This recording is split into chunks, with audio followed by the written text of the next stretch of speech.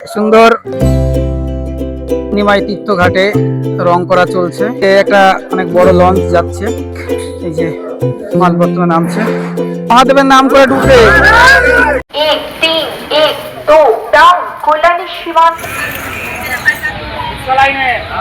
এখন ব্যারাকপুর স্টেশনে নেমে স্টেশন থেকে বেরিয়ে টোটোয় বসে গেছি। এইবার যাব হচ্ছে শেওড়াফুলি। আজকে সঙ্গে রয়েছে গৌরব ভাই, আমাদের ইন্ডিয়ান আর্মি, আর সঙ্গে হচ্ছে পল্লব ভাই, বিজন ভাই, অনিক ভাই, দেখাও। আর এই যে আমাদের পিছনে রয়েছেন আমাদের সবার বলে বাবা। ব্যারাকপুর মনিরামপুর ঘাটে চলে এসেছি আর এখন নেমে পড়েছি টোটো থেকে। তো এইবার এখন গঙ্গার দিকে যাব। তো আবার দেখা হবে একদম গঙ্গার লঞ্চ ঘাটে গিয়ে। যেতে যেতে দেখলাম এইখানে এই দাদার টোটোতে একটা প্যাসেঞ্জার। তো চলে আসলাম অবশেষে মনিরামপুর ফেরিঘাট। আর ওই পারে হচ্ছে শেওড়াফুলি। ভাই টিকিট কেটে নিচ্ছে, আমাদের 6 জন আছি আমরা। তো সামনেই আমাদের জেটিঘাট। একটা লঞ্চ কিন্তু ছেড়ে দিল, এটা আমরা ধরতে পারলাম না। আর কি করা যাবে, পরের লঞ্চটাই ধরবো। তো এই যে গৌরব ভাই বা ঘাড়ে নিয়ে দাঁড়িয়ে রয়েছে। ওই যে দূরে গঙ্গার ওপারে নিমাই তীর্থ ঘাট দেখা যাচ্ছে। নিমাই তীর্থ ঘাটের যে মন্দিরটা আছে, মন্দিরের চূড়ো দেখা যাচ্ছে। তো আমরা এখন ওখানেই যাব। লঞ্চ একটা চলে গেল, তো লঞ্চটা ধরতে পারলাম না। তো এরপরের লঞ্চটা ধরবো আশা করি। দেখা যাক লঞ্চ কখন আসে। ততক্ষণ এই যে আমার পিছনে গঙ্গা আর রয়েছে আমাদের বাঁক। এই বাঁকটা এবার শ্রাবণী মেলাতে আসবে। একটা লঞ্চ আসছে আমাদের এদিকে, এটাই আমাদের উঠতে হবে। লঞ্চ কিন্তু লেগে গেছে, এই যে দাদা দড়ি লাগিয়ে দিল।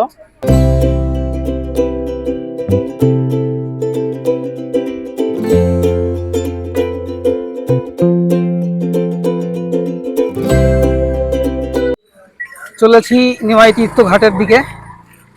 পথে যেতে একটা মন্দির দেখা পেলাম। বর্তমানে যে রাস্তা দিয়ে আমি হাঁটছি, এই রাস্তা যখন শ্রাবণী মেলা হবে, দেখতে পাচ্ছেন আমার পিছনে, এখানে কিন্তু গম গম করবে মানুষ। দুপাশ দিয়ে দোকান, খাবারের দোকান, বাক্স সাজানোর দোকান, সমস্ত। আর প্রচুর পুণ্যার্থী থাকবে, ভক্ত থাকবে। তখন এই জায়গাটা জাস্ট চেনাই যাবে না। এখন আমি যাব নিমাই তীর্থ ঘাটের দিকে। তা নিমাই তীর্থ ঘাটে গিয়ে দেখাবো কিভাবে ওখানে নতুনভাবে সেজে উঠছে, সমস্তটা আপনাদের দেখাবো। তো এখন আমি নিমাই তীর্থ ঘাটে ঢুকছি। এটাই নিমাই তীর্থ ঘাট। এখন দেখছেন সবকিছু ঢেলে সাজানো হচ্ছে। আর সকাল 7টা 10 বাজে।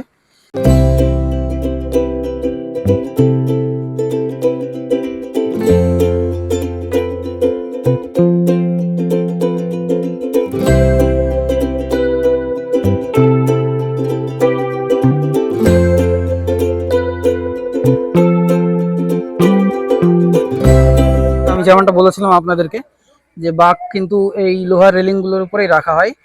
ওই গঙ্গা থেকে জল তুলে স্নান করে বাঘগুলো এনে এইভাবেই রাখা হয়। তো এই মুহূর্তে আমি রয়েছি নিমাই তীর্থ ঘাটে। আর আমার পিছনে রয়েছে আমাদের বাঘটা, দেখতে পাচ্ছেন আমাদের বাবা ভোলেনাথ রয়েছে বাঘে। এটাই আমাদের বাঘ। এই বাঘটা কিন্তু শ্রাবণী মেলায় আমরা আবার আনবো। তো এই মুহূর্তে নিমাই তীর্থ ঘাটে রং করা চলছে, সমস্ত কিন্তু নতুন করে সেজে উঠছে।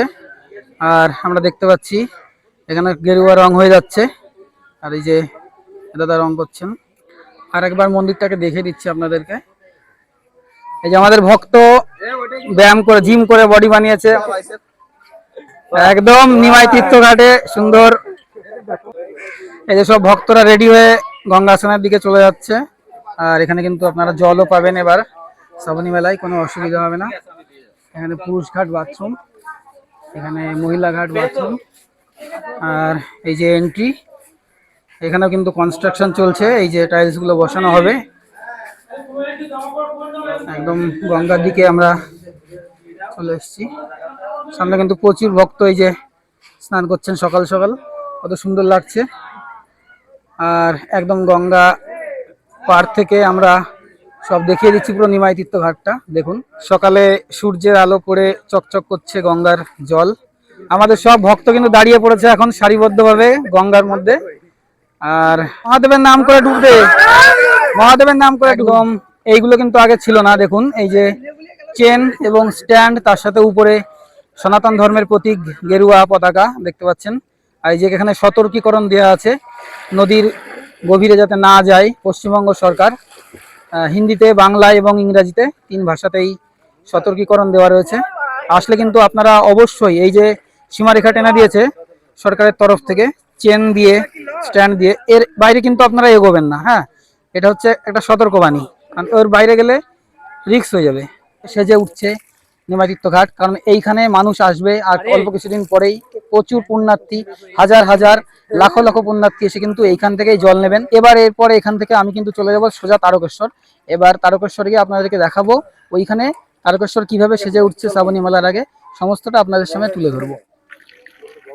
ভক্তরা কিন্তু উঠে পড়েছে জল নিয়ে, এখন তো ঘাট ফাঁকা রয়েছে, কিন্তু শ্রাবণী মেলার সময় পুরো চালচিত্রটাই কিন্তু বদলে যাবে। দেখতে পাচ্ছি ভক্ত কিন্তু উঠে পড়েছে হাতে কলস নিয়ে, আর কলসের মধ্যে রয়েছে পবিত্র জল। তো এইখানে আরেকটা দেখতে পাচ্ছি কল বসেছে একদম সার্কেল আকারে, তার চারিপাশে ট্যাপ রয়েছে। নতুনভাবে সেজে উঠছে নিমাইতীর্থ ঘাট, আপনারা দেখলেন মোটামুটি সবটাই কভার করার চেষ্টা করলাম যতটা পারি। এবার চলে যাব তারকেশ্বর। একটা লঞ্চ যাচ্ছে। আমার বাঁ পাশে যে জায়গাগুলো আছে এইখানে কিন্তু অনেক দোকান বসে, যখন শ্রাবণী মেলা হয় তখন কিন্তু দোকান বসে অনেক। আর ওই যে দেখতে পাচ্ছেন অলরেডি একটা দোকান রয়েছে, আর পিছনে ওই গেট দিয়ে আমরা নেমে এসেছি, ওখানে প্রচুর দু সাইডে দোকান থাকে এবং এখানে বাঘগুলো তো রাখাই হয়, বুঝতে পারছেন। কাজ কিন্তু হচ্ছে প্রচুর, এটা আমরা দেখতে পাচ্ছি, প্রচুর কাজ হচ্ছে। নতুনভাবে একদম ঢেলে সাজানো হচ্ছে নিমাইতীর্থ ঘাটকে। আর দেখা যাক আমরা যখন শ্রাবণী মেলা হবে, যখন আসব, তখন আমাদের সম্পূর্ণ হয়ে যাওয়ার পরে কেমন লাগে সেটা একবার দেখব।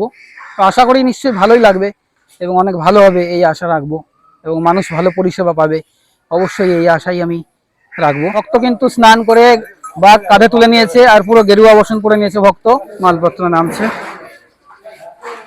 এগুলো দিয়েই নিমাইতীর্থ ঘাটকে সাজানো হবে।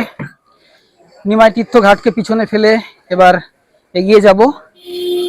তো নিমাইতীর্থ ঘাট ছেড়ে বেরিয়ে যাওয়ার আগে একবার বলবো হর হর মহাদেব। বলো হর হর মহাদেব, হর হর মহাদেব।